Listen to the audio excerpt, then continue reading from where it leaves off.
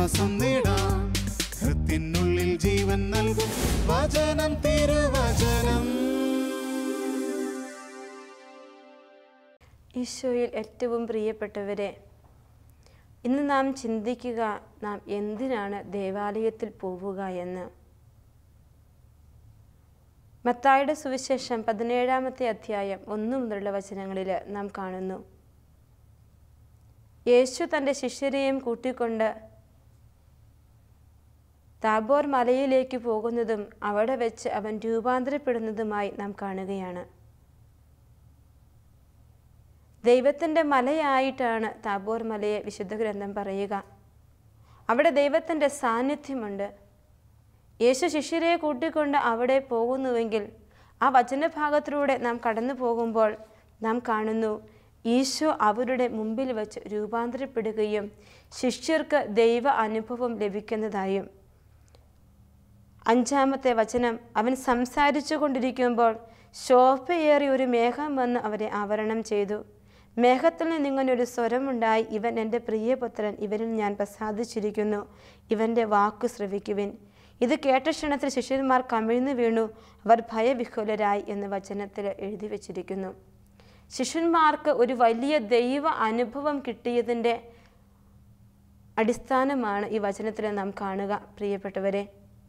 എങ്കിൽ ഇന്ന് ഞാൻ ദേവാലയത്തിലേക്ക് പോകുമ്പോൾ എൻ്റെ ജീവിതത്തിലും ഈ ഒരു വലിയ ദൈവ അനുഭവം, ദൈവത്തിൻ്റെ സ്വരം കേൾക്കാൻ പറ്റുക, ദൈവത്തിൻ്റെ സാന്നിധ്യം ഉണ്ടാകുന്ന ഒരവസ്ഥയിലേക്ക് ഞാൻ മാറണം. പഴയ നിയമത്തിൽ യെശയ്യാ പ്രവാചകൻ ദേവാലയത്തിലേക്ക് പോവുകയാണ്. 6 മുതലുള്ള അധ്യായത്തിൽ 1 മുതലുള്ള വാക്യങ്ങളിൽ നാം കാണുന്നുണ്ട്, മാലാഖമാർ പരിശുദ്ധൻ പരിശുദ്ധൻ എന്നവിടുത്തെ പാടിസ്തുതിക്കുന്ന വലിയ കാഹളധ്വനിയുടെ ശബ്ദം കേൾക്കുന്നു. ഒപ്പം ദൈവത്തിൻ്റെ സാന്നിധ്യം കൊണ്ട് ദേവാലയം മുഴുവൻ നിറഞ്ഞു നിൽക്കുന്ന ഒരനുഭവത്തിലേക്ക് പ്രവാചകൻ ആനയിക്കപ്പെടുകയാണ്. ഈ ദൈവ അനുഭവത്തിൽ നിൽക്കുന്ന പ്രവാചകന് ദൈവം ഒരു വലിയ ദൗത്യം കൊടുക്കുകയാണ്. പ്രവാചകനെ ദൈവം സ്വന്തമായി സ്വീകരിച്ചിട്ട് അദ്ദേഹത്തോട് ചോദിക്കുകയാണ്, ആരാണ് എനിക്ക് വേണ്ടി പോവുക, ആരെയാണ് ഞാൻ അയക്കുക. 6-ാം അധ്യായം 8-ാമത്തെ വാക്യമാണ്. കർത്താവ് അരുളി ചെയ്യുന്ന പ്രവാചകൻ വ്യക്തമായി കേൾക്കുന്നു, ആരെയാണ് ഞാൻ അയക്കുന്നത്, ആരാണ് എനിക്ക് വേണ്ടി പോവുക. അപ്പോൾ ദൈവത്തിൻ്റെ ഹിതം അറിഞ്ഞിട്ട് ഉത്തരം കൊടുക്കുന്ന ഒരു പ്രവാചകനെ ഈ വിശുദ്ധ ഗ്രന്ഥത്തിൽ നാം കാണുന്നു. ഇതാ ഞാൻ, എന്നെ അയച്ചാലുമെന്ന്. പ്രിയപ്പെട്ടവരെ, ഞാനും നിങ്ങളുമൊക്കെ ദേവാലയത്തിലേക്ക് ചെല്ലുമ്പോൾ എനിക്ക് ലഭിക്കേണ്ട ഒരു വലിയ കാര്യമുണ്ട്, ദൈവ സാന്നിധ്യത്തിൻ്റെ അനുഭവം. ദൈവസ്വരത്തിൻ്റെ ശബ്ദം എനിക്ക് കേൾക്കാനായിട്ട് പറ്റണം. ഞാൻ എന്താഗ്രഹിക്കുന്നുവെന്ന് ദൈവം എന്നോട് പറയുന്നത് എനിക്ക് ശ്രവിക്കാൻ പറ്റണം. ദൈവത്തിൻ്റെ മുൻപിൽ ഞാൻ എന്നെ തന്നെ സമർപ്പിക്കണം. പ്രവാചകൻ ഇവിടെ ദൈവത്തിൻ്റെ സ്വരത്തിന് ഉത്തരം കൊടുത്ത് സ്വയം സമർപ്പിക്കുന്നതായി നാം കാണുകയാണ്. പിന്നെ യെശയ്യാ പ്രവാചകൻ്റെ പുസ്തകം മുഴുവൻ പ്രവാചകൻ്റെ പുസ്തകത്തിൽ നാം കാണുന്നുണ്ട് ക്രിസ്തുവിനെക്കുറിച്ച്, സഹനദാസനെക്കുറിച്ചെല്ലാം ഇത്ര വ്യക്തമായി എഴുതിയിരിക്കുന്ന മറ്റൊരു വചനഭാഗം ഇല്ല. പ്രവാചകൻ്റെ പുസ്തകത്തിലാണ് നാം അത് വായിക്കുക. സഹനദാസനെക്കുറിച്ച് 50 മുതൽ 55 വരെയുള്ള അധ്യായങ്ങളിൽ പുതിയ നിയമത്തിൽ വെളിപ്പെടാൻ പോകുന്ന ക്രിസ്തുവിനെക്കുറിച്ച് അദ്ദേഹം എഴുതി വെച്ചു. ഒരു സമയം ദേവാലയത്തിൽ ചെന്നപ്പോൾ ദൈവം അദ്ദേഹത്തിന് കൊടുത്ത വലിയ അനുഗ്രഹം. ഈ വിശുദ്ധ ഗ്രന്ഥത്തിലൂടെ നാം കടന്നു പോകുമ്പം ഈ ദേവാലയത്തിലേക്ക് ചെല്ലുമ്പോൾ അദ്ദേഹത്തിന് മറ്റൊരു അനുഭവം കിട്ടുകയാണ്, സ്വയം വിശുദ്ധീകരിക്കപ്പെടുന്ന ഒരനുഭവം. ഞാനും നിങ്ങളും ദേവാലയത്തിലേക്ക് ചെല്ലുമ്പോൾ ദൈവത്തിൻ്റെ സ്വരം കേൾക്കാൻ ആഗ്രഹിക്കുമ്പോൾ നമ്മുടെ ജീവിതത്തിൽ ഒരു വലിയ വിശുദ്ധീകരണം നടക്കണം. വിശുദ്ധി കൂടാതെ ആർക്കും ദൈവത്തെ ദർശിക്കാൻ സാധിക്കുകയില്ല. മത്തായിയുടെ സുവിശേഷം 5-ാം അധ്യായം 8-ാമത്തെ വാക്യം, ഹൃദയശുദ്ധിയുള്ളവർ ദൈവത്തെ കാണുമെന്ന് എഴുതി വച്ചിരിക്കുന്നു. വീണ്ടും ഹെബ്രായർ 12:14 എഴുതി വച്ചിരിക്കുന്നു, വിശുദ്ധി കൂടാതെ ആർക്കും ദൈവത്തെ ദർശിക്കാൻ സാധിക്കുകയില്ലെന്ന്. എങ്കിൽ നീ ദേവാലയത്തിലേക്ക് നാളെ വിശുദ്ധ കുർബാനയ്ക്ക് നിനക്ക് പോകണമെങ്കിൽ ഇന്ന് മുതൽ നീ പ്രാർത്ഥിച്ച് ഒരുങ്ങി നിന്നെ തന്നെ വെടിപ്പാക്കി ശുദ്ധീകരിച്ച് നീ പോകുമ്പോൾ, വിശുദ്ധ കുർബാനയിൽ നീ പങ്കെടുക്കുമ്പോൾ, ദേവാലയത്തിൽ നീ നിൽക്കുമ്പോൾ, നിന്റെ ജീവിതത്തിൽ ഒറ്റ വിശുദ്ധ കുർബാന കൊണ്ട്, ഒരു ദിവസത്തെ പ്രാർത്ഥന കൊണ്ട് അത്ഭുതം നടക്കണമെങ്കിൽ നീ നിന്നെ തന്നെ വിശുദ്ധീകരിക്കണമെന്ന് പ്രവാചകൻ ഈ വചനഗ്രന്ഥത്തിലൂടെ നമ്മെ ബോധിപ്പിക്കുകയാണ്. ഈ പ്രവാചകന് ലഭിച്ച അതേ അനുഭവം ഇന്ന് നമുക്ക് കിട്ടണം. നാം എത്രയോ കാലങ്ങളായി വിശുദ്ധ കുർബാനയിൽ പങ്കെടുക്കുന്നു, ദേവാലയത്തിലായിരിക്കുന്നു, മണിക്കൂറുകൾ ദിവ്യകാരുണ്യ സന്നിധിയിലായിരിക്കുന്നു. ഈ ഒരു പരിവർത്തനം നമ്മുടെ ജീവിതത്തിൽ ദൈവഹിതത്തിന് സമർപ്പണം ചെയ്യുന്ന ഒരു അനുഭവത്തിലേക്ക് നമ്മൾ മാറുന്നില്ല എങ്കിൽ നമ്മുടെ സമയം മുഴുവൻ വ്യർത്ഥമായി പോയിരിക്കുന്നുവെന്ന് നാം ചിന്തിക്കേണ്ടിയിരിക്കുന്നു. ഈശോയെ, ദേവാലയത്തിലേക്ക് വരുവാൻ എന്നെ നീ പഠിപ്പിക്കണമെന്ന് നമ്മൾ തമ്പുരാനോട് പ്രാർത്ഥിക്കണം. കാരണം എൻ്റെ പിതാവ് ആകർഷിച്ചാലല്ലാതെ ആരും എൻ്റെ അടുക്കൽ വരുന്നില്ല എന്ന് ഈശോ യോഹന്നാൻ ശ്ലീഹായുടെ വചനത്തിലൂടെ നമ്മളെ ബോധിപ്പിക്കുകയാണ്. എങ്കിൽ ഈ ഒരു കാര്യം നാം മനസ്സിലാക്കിയിട്ട് ഈശോ പറഞ്ഞിട്ടുണ്ടല്ലോ, ഈശോയുടെ ആ പിതാവിൻ്റെ ആകർഷണമുണ്ടെങ്കിലേ നമുക്ക് ദേവാലയത്തിലേക്ക് പോകാൻ പറ്റൂ.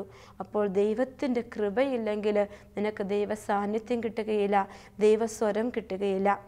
വീണ്ടും നാം ദേവാലയത്തിൽ വെച്ച് ദൈവ അനുഭവം ലഭിച്ച ജെറമ്യ പ്രവാചകനെ കുറിച്ച് കാണുകയാണ്.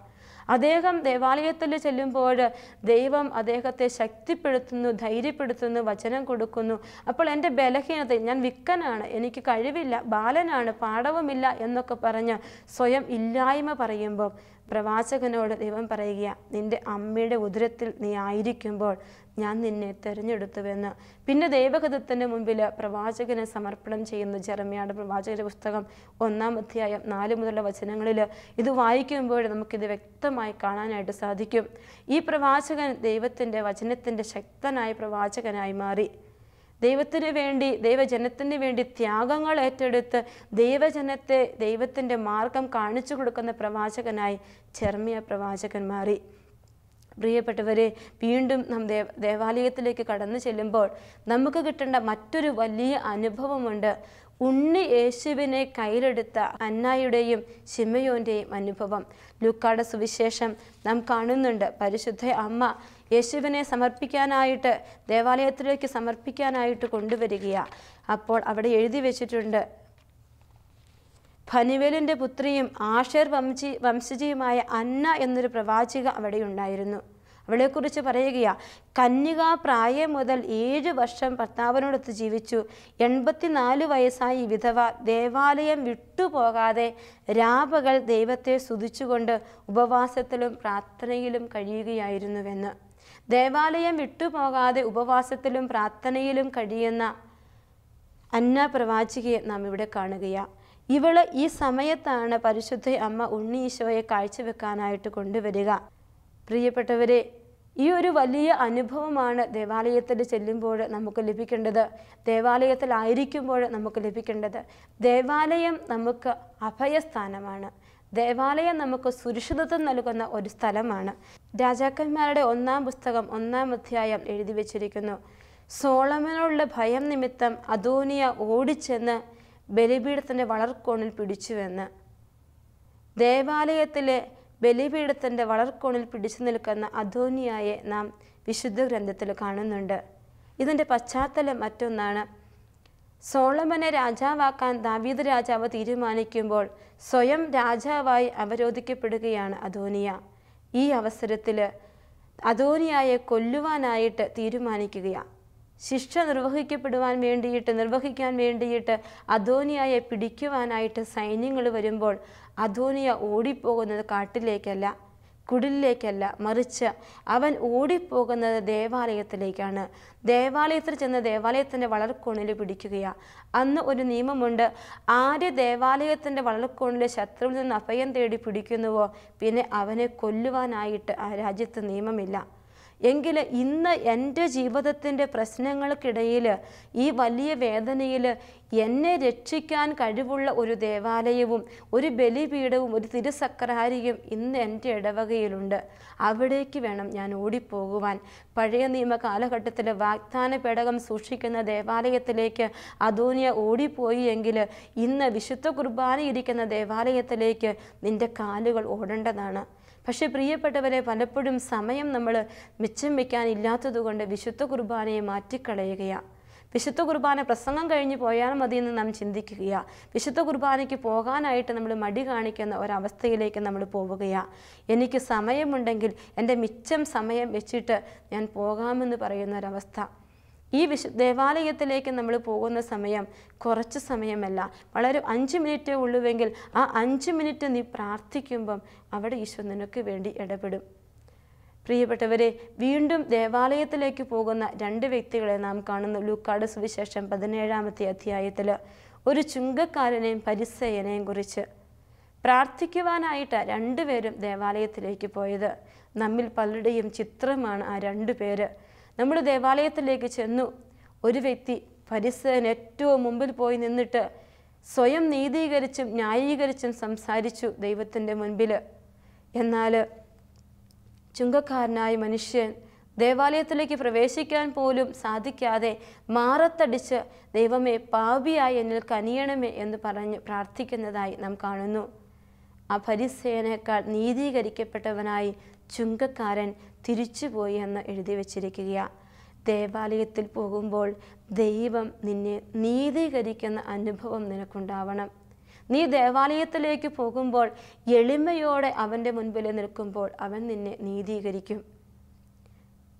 ഉണ്ണി ഈശോയെ കയ്യിലെടുത്ത അന്ന പ്രവാചകയുടെ അനുഭവം ഈശോ വിശുദ്ധ കുർബാനയിൽ നിന്റെ കരങ്ങളിൽ വരുമ്പോൾ നിനക്ക് തരും. നീ നീതീകരിക്കപ്പെടുന്ന വ്യക്തിയായി മറ്റൊരു ചുങ്കക്കാരനായി നീ നിന്ന് പ്രാർത്ഥിക്കുമ്പോൾ നിന്റെ ജീവിതം നീതീകരിക്കപ്പെടുന്ന അവസ്ഥയിലേക്ക് ദേവാലയം നിനക്ക് അനുഗ്രഹത്തിന് കാരണമായി മാറുകയാണ്. പ്രിയപ്പെട്ടവരെ, വീണ്ടും നാം കാണുന്നുണ്ട് ജോഷുവയെ. പഴയ നിയമത്തിൽ ജോഷുവയെക്കുറിച്ച് എഴുതി വച്ചിരിക്കുന്നത്, ജോഷുവ എന്ന യുവാവ് രാവിലെ മുതൽ വൈകുന്നേരം വരെ കൂടാരം വിട്ടുപോകാതെ അവിടെ ഇരുന്നുവെന്ന. രാവിലെ മുതൽ വൈകുന്നേരം വരെ കൂടാരത്തിൽ തന്നെ താമസിക്കുന്ന ഒരു ജോഷുവയെ നാം കാണുകയാണ്. സമാഗമ കൂടാരത്തിൽ, വാഗ്ദാന പേടകം വെച്ചിരിക്കുന്ന സമാഗമ കൂടാരത്തിൽ നിന്ന് എല്ലാവരും പ്രാർത്ഥനയ്ക്ക് ശേഷം ഇറങ്ങിപ്പോകുമ്പോഴും രാവിലെ മുതൽ വൈകുന്നേരം വരെ അവിടെ ഇരുന്ന് പ്രാർത്ഥിക്കുന്ന ഒരു യുവാവായിരുന്നു ജോഷുവ. ഈ ജോഷുവായിക്ക് ദൈവം ഒരു വാഗ്ദാനം കൊടുക്കുന്നുണ്ട്. പുറപ്പാടിൻ്റെ പുസ്തകം 33-ാമത്തെ അധ്യായത്തിൽ എഴുതി വച്ചിരിക്കുകയാണ്, നിന്റെ ദൈവമായ കർത്താവ് നീ പോകുന്നിടത്തെല്ലാം നിന്നോട് കൂടെ ഉണ്ടായിരിക്കുമെന്ന്. ഈ ഒരു വാഗ്ദാനമാണ് ദേവാലയത്തിൽ ചെല്ലുമ്പോൾ മറ്റൊന്നായി നിനക്ക് ലഭിക്കേണ്ടത്. ദൈവത്തിൻ്റെ ദൗത്യത്തിൽ നിന്നെ തന്നെ സമർപ്പിക്കാൻ നിനക്ക് സാധിക്കണം. ദൈവത്തിൻ്റെ സ്വരം നിനക്ക് കേൾക്കാൻ പറ്റണം. ദൈവ സാന്നിധ്യം നിനക്കുണ്ടാവണം. ദൈവം നിൻ്റെ ജീവിതത്തിലെ ബലഹീനതകളെ ഏറ്റെടുക്കുന്ന ജെറമ്യാ പ്രവാചകൻ്റെ അനുഭവം നിനക്കുണ്ടാവണം. ഉണ്ണി ഈശോയെ കയ്യിലെടുക്കുന്ന അനുഭവം ഉണ്ടാവണം. മറ്റൊന്ന്, ദൈവം കൂടെ ഇരിക്കുന്ന അനുഭവത്തിലേക്ക് നീ വരണം. ദൈവത്തിൻ്റെ ആ വാഗ്ദാനം നീ സ്വന്തമാക്കണം. അതിനു വേണ്ടിയിട്ടാണ് നമ്മളൊക്കെ പരിശ്രമിക്കേണ്ടത്. ദേവാലയത്തിൽ കടന്നു ചെന്നിട്ട് അവിടെ അനാചാരമായി പ്രവർത്തിച്ചു പോയാൽ ജീവിതത്തിൽ അനുഗ്രഹമുണ്ടാവില്ല. അവിടെ ഇരുന്ന് കൂട്ടം കൂടി എന്ന് വർത്തമാനം പറഞ്ഞാൽ, മോണ്ടത്തിൽ നിന്ന് നമ്മൾ പ്രാർത്ഥിക്കാൻ അങ്ങോട്ടും ഇങ്ങോട്ടും തിരിഞ്ഞു നോക്കിക്കൊണ്ടിരുന്നാൽ ഒരിക്കലും ദൈവത്തിൻ്റെ സ്വരം കേൾക്കാൻ നമുക്ക് സാധിക്കില്ല. നമ്മുടെ ജീവിതത്തിൽ കടങ്ങൾ വന്നുകൊണ്ടിരിക്കും. കടങ്ങളുണ്ടാവും. പല മേഖലയിൽ നമ്മൾ കടബാധ്യതയുള്ളവരായി മാറുകയാണ്. പ്രിയപ്പെട്ടവരെ, വിശുദ്ധ കുർബാനയെ മാറ്റി നിർത്തി, ദേവാലയത്തെ മാറ്റി നിർത്തി നാം ജീവിച്ചു തുടങ്ങുമ്പം പരിശുദ്ധ ഫ്രാൻസിസ് പിതാവ് പറയുന്നുണ്ടല്ലോ, കർത്താവേ, കത്തോലിക്കാ സഭയെ സഹിയോൻ മട്ടുപ്പാവിലേക്ക് ആനയിക്കണമേ എന്ന്. ഈ സഹിയോൻ മട്ടുപ്പാവിൻ്റെ വലിയ സമ്മാനമാണ് വിശുദ്ധ കുർബാന. ആ വിശുദ്ധ കുർബാനയാണ് ഈ ദേവാലയത്തിൽ ഈശോ നിനക്ക് ഒരുക്കി വച്ചിരിക്കുന്നത്. ഈശോ നിനക്ക് ഒരുക്കി വെച്ചിരിക്കുന്നത് ഈ വിശുദ്ധ കുർബാനയാണ്. സഹിയോൻ മട്ടുപ്പാവിൻ്റെ അനുഭവമാണ്. സഹിയോൻ മട്ടുപ്പാവിലെ വിശുദ്ധ കുർബാന അനുഭവം നിനക്ക് ലഭിക്കുമ്പോൾ നിനക്ക് 2ാമത്തെ അനുഭവമായ പരിശുദ്ധാത്മാവിൻ്റെ അഭിഷേകം തമ്പുരാൻ തരും. ആ ഒരു അനുഭവത്തിലേക്ക് നമ്മൾ മാറേണ്ടത്. ലൂക്കായുടെ സുവിശേഷം 5-ാമത്തെ അധ്യായം 35 മുതലുള്ള വചനങ്ങൾ നമ്മൾ താഴോട്ട് വായിക്കുമ്പോൾ നമുക്ക് കാണുവാനായിട്ട് സാധിക്കും. ഇങ്ങനെ അവിടെ എഴുതി വെച്ചിട്ടുണ്ട്, പുതിയ വീഞ്ഞ് പുതിയ തോൽക്കുടങ്ങളിൽ ഒഴിച്ചു വെക്കണമെന്ന്. ആരും അത് പഴയ തോൽക്കുടങ്ങളിൽ വെക്കാറില്ല. അങ്ങനെ ചെയ്താൽ പുതിയ വീഞ്ഞ് പഴയ തോൽക്കുടങ്ങൾ ഭേദിച്ച് ഒഴുകിപ്പോവുകയും തോൽക്കുടങ്ങൾ നശിക്കുകയും ചെയ്യും. പുതിയ വീഞ്ഞ് പുതിയ തോൽക്കുടങ്ങളിലാണ് ഒഴിച്ചു വെക്കേണ്ടത് എന്ന്. പ്രിയപ്പെട്ടവരെ, എൻ്റെ ജീവിതത്തെ പുതിയതാക്കി തമ്പുരാൻ മാറ്റുന്നതാണ് വിശുദ്ധമായ ദേവാലയത്തിൽ നടക്കുന്ന സംഭവം, വിശുദ്ധ കുർബാനയിൽ നടക്കുന്ന സംഭവം. എൻ്റെ ജീവിതത്തിൻ്റെ ഓർഡറുകൾ മാറിപ്പോകുമ്പോൾ, എൻ്റെ ജീവിതത്തിൽ കുറവുകൾ സംഭവിക്കുമ്പോൾ ഇവിടെ പോയി നിന്നാൽ അവൻ ആ വിടവുകളൊക്കെ നികത്തിത്തരും. ദേവാലയത്തിലേക്ക് പോകുവാൻ ഞാൻ സമയം കണ്ടെത്തണം. ദേവാലയത്തിലേക്ക് പോകുവാൻ ഞാൻ സമയം കണ്ടെത്തേണ്ട ഒരു കാലഘട്ടത്തിലേക്ക് നാം കടന്നു വന്നിരിക്കുകയാണ്. മറ്റെല്ലാം മാറ്റിവെച്ചിട്ട് വിശുദ്ധ കുർബാനയ്ക്കൊരു സ്ഥാനം എൻ്റെ ജീവിതത്തിൽ നമ്മൾ കൊടുക്കണം. അതാണ് ഈശോ നമ്മിൽ നിന്ന് ആവശ്യപ്പെടുക. വിളിക്കും മുമ്പേ ഞാൻ അവർക്ക് ഉത്തരം വരളും, പ്രാർത്ഥിച്ച് തീരും മുമ്പേ ഞാനത് കേൾക്കും എന്നാണ് തമ്പുരാൻ പ്രവാചകനിലൂടെ നമ്മോട് പറയുന്നതെങ്കിൽ, നിൻ്റെ വിളി കേൾക്കുന്ന ഒരനുഭവം, നിൻ്റെ സ്വരം കേൾക്കുന്ന തമ്പുരാൻ, നിന്നെ ശ്രവിക്കുന്ന തമ്പുരാൻ്റെ ഒരു ഹൃദയ അനുഭവം നിനക്ക് ലഭിക്കും. പ്രിയപ്പെട്ടവരെ, ദേവാലയത്തിലേക്ക് പോകണം. അറിയാം, ഒരു വ്യക്തി തൻ്റെ ജോലിയിൽ വിസ കിട്ടാഞ്ഞിട്ട് വിഷമിക്കുക. വിസിറ്റിംഗ് വിസ എടുത്ത് ഖത്തറിലേക്ക് പോയതാണ്. അവിടെ ചെന്നിട്ട് 3 മാസത്തെ വിസ തീരാനായിട്ട് പോവുകയാണ്. വിസ അടിക്കുന്നില്ല. ആരൊക്കെയോ ചേർന്ന് പല വിധത്തിൽ റെക്കമെൻഡേഷനൊക്കെ കൊടുത്തിട്ടും ഇതുവരെ ജോബ് വിസ ഒന്നും അടിച്ചിട്ടില്ല, ജോലിയൊന്നും കിട്ടിയിട്ടില്ല. ഖത്തറിൽ നിന്ന് തിരിച്ചു പോരേണ്ട ഒരു അവസ്ഥയിലേക്ക് വരികയാണ്. അപ്പോൾ ആ വ്യക്തി പ്രാർത്ഥിക്കാനായിട്ട് പറയുകയാണ്. പ്രാർത്ഥിക്കുന്ന സമയത്ത് തമ്പുരാൻ ഇങ്ങനെ ഓർമ്മിപ്പിച്ചു, വിശുദ്ധ കുർബാനയിൽ പങ്കെടുക്കാനായിട്ട് ദേവാലയത്തിൽ പോയി എവിടെയെങ്കിലും നിത്യാരാധന ചാപ്പലുണ്ടെങ്കിൽ അവിടെ ഇരുന്നൊന്ന് പ്രാർത്ഥിക്ക്. നീ ദേവാലയത്തിൽ ഇരിക്ക്, നിന്നെ തന്നെ ക്രമപ്പെടുത്ത്, ഈശോ നിൻ്റെ ജീവിതത്തിൽ ഇടപെടുമെന്ന് അത് പറഞ്ഞു. അതുപോലെ തന്നെ അവർ പ്രവർത്തിക്കുക. പ്രിയപ്പെട്ടവരെ, ദേവാലയത്തിലേക്ക് പോയി ദേവാലയത്തിൽ ഇരുന്നു മറ്റെല്ലാം മറന്നിട്ട് ജീവിതത്തെ ക്രമപ്പെടുത്തി കുമ്പസാരിച്ചു പ്രാർത്ഥിച്ചു ഒരുങ്ങിയപ്പോൾ ഈശോ അവിടെ ഇടപെടുന്നത് നാം കാണുന്നുണ്ട്. അവരുടെ ജീവിതത്തിൽ ഈശോ ജോലി കൊടുത്ത് അവരെ അനുഗ്രഹിക്കുകയാണ്. നിൻ്റെ കുടുംബത്തിലെ ജീവിതത്തിലെ കുറേ വിടവുകൾ വരുമ്പോൾ നീ അതൊക്കെ നികത്താൻ ഓടിപ്പോകേണ്ടത് ദേവാലയത്തിലാണ്. ഇന്ന് ചില വിടവുകൾ നികത്താൻ ബിസിനസ് ആവശ്യങ്ങൾക്ക് വേണ്ടി ദേവാലയത്തിൽ പോകുന്ന സമയം കൂടി എടുത്ത് നമ്മൾ ചെയ്തുകൊണ്ടിരിക്കുകയാണ്. പക്ഷേ അത് ഒന്നും അല്ലാത്ത വിധത്തിൽ തൂകിപ്പോകുന്ന ഒരു അനുഭവത്തിലേക്ക് നമ്മൾ മാറുന്നു. വിശുദ്ധ ഗ്രന്ഥത്തിൽ ദേവാലയത്തിൽ കടന്നു ചെല്ലുന്ന വ്യക്തികളെയൊക്കെ തമ്പുരാൻ അനുഗ്രഹിക്കുന്നുണ്ട്. പരിശുദ്ധ അമ്മയുടെ മാതാപിതാക്കളാണ് അന്നായും യോവാക്കിമും. അവർക്ക് മക്കളില്ലായിരുന്നു. ഇവർ ഒരുപാട് നാളുകൾ ദേവാലയത്തിൽ പോയി ഇങ്ങനെ പ്രാർത്ഥിച്ചു കൊണ്ടേയിരുന്നു. പരാതികളോ പരിഭവങ്ങളോ അല്ല, അവിടെ പോയിരുന്ന് പ്രാർത്ഥിക്കുന്ന ഒരു രാത്രിയിലാണ് അന്ന പ്രവാചകയ്ക്ക് തമ്പുരാൻ പരിശുദ്ധ അമ്മയെ കൊടുക്കുന്നത്. ഒരു കുഞ്ഞിനെ തരുമെന്നൊരു വലിയ സ്വരം കേൾക്കാനായിട്ട് സാധിക്കുക. പ്രായമേറെയായ അവരോട് തമ്പുരാൻ പറയുകയാണ്. മനുഷ്യബുദ്ധിക്കും വൈദ്യശാസ്ത്രത്തിനൊക്കെ എതിരായിട്ടുള്ള വലിയൊരു അത്ഭുതം അവിടെ നടക്കുകയാണ്. നമ്മുടെ ജീവിതത്തിൽ ദേവാലയത്തിൽ ചെല്ലണം. വീണ്ടും നമ്മൾ കാണുന്നുണ്ട് പഴയ നിയമത്തിൽ സാമുവേൽ പ്രവാചകനെ തമ്പുരാൻ കൊടുക്കുന്നതായിട്ട്. ഹന്ന മക്കളില്ലാത്തവളായിരുന്നു. ദേവാലയത്തിലേക്ക് ചെന്നു. ദേവാലയത്തിൽ ചെന്ന് അവിടെ മുട്ടിന്മേൽ നിന്ന് ചങ്കു പറിക്കുന്ന വേദനയോടെ ഒരു വാക്കുപോലും അധരം കൊണ്ട് ഉരുവിടാൻ പറ്റാതെ അവൾ അധരങ്ങൾ ചലിപ്പിച്ചു പ്രാർത്ഥിച്ച സമയത്ത് ഏലി പ്രവാചകനിലൂടെ തമ്പുരാൻ അവൾക്ക് ഉത്തരം കൊടുക്കുകയാണ്. അടുത്ത വർഷം ഈ സമയത്ത് നിനക്കൊരു കുഞ്ഞുണ്ടാവുമെന്ന്.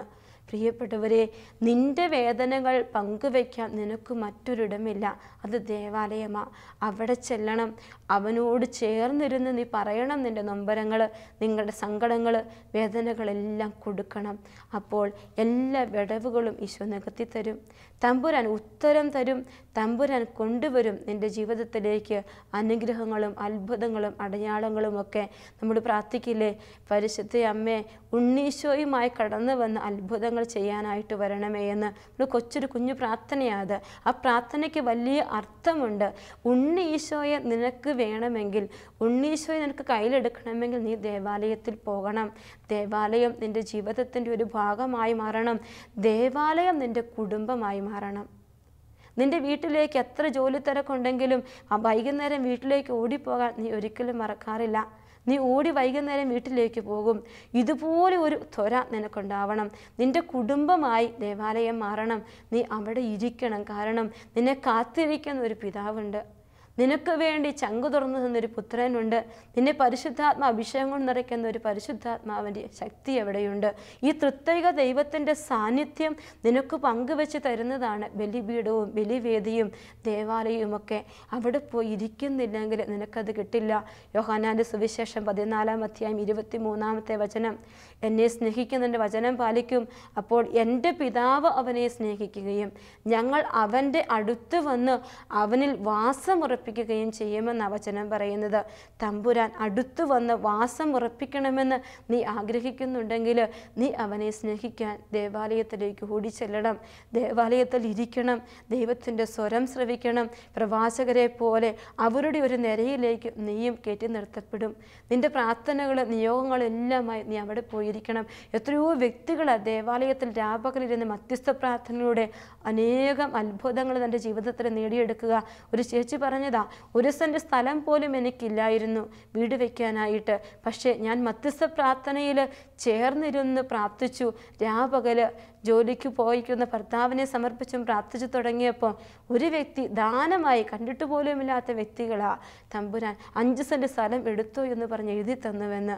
പ്രിയപ്പെട്ടവരെ, തമ്പുരാൻ്റെ മുൻപിൽ നീ ഇരുന്നു കൊടുത്താൽ, നിനക്കിരിക്കേണ്ട സ്ഥലം ദേവാലയമാണ്, നീ അവിടെ ഇരുന്ന് കൊടുക്കുമ്പം നിനക്ക് വേണ്ടി ബാക്കി കാര്യങ്ങൾ ഈശോ ചെയ്തു തരും.